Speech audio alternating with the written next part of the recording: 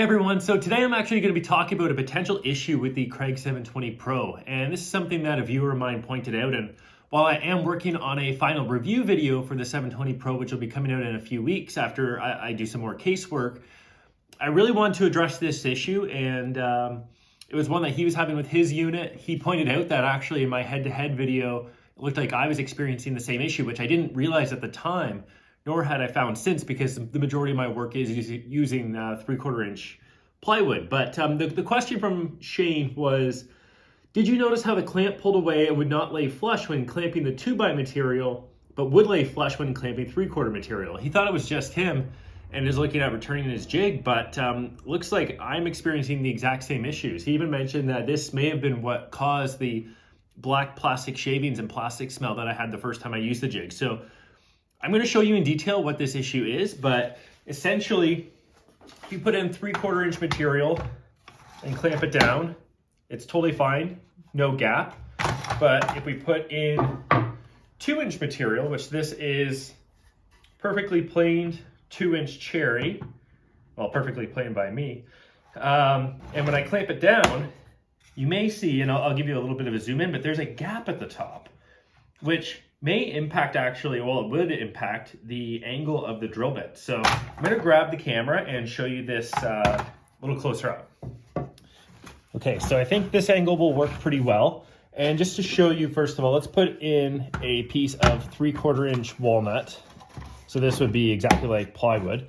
And what you'll notice is that there's no gap at the top here. This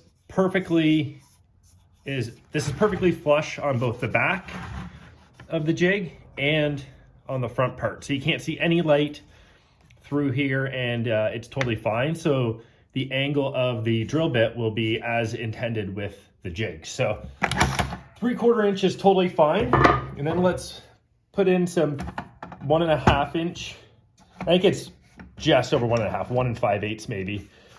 And when I clamp it down, you'll notice that at the back, it's totally flush with the jig, which is great. But then here, you actually see a bit of an angled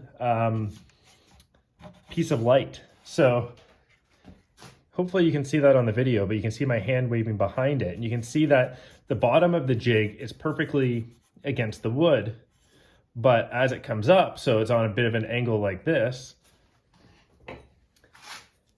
which can actually impact the angle of the drill bit.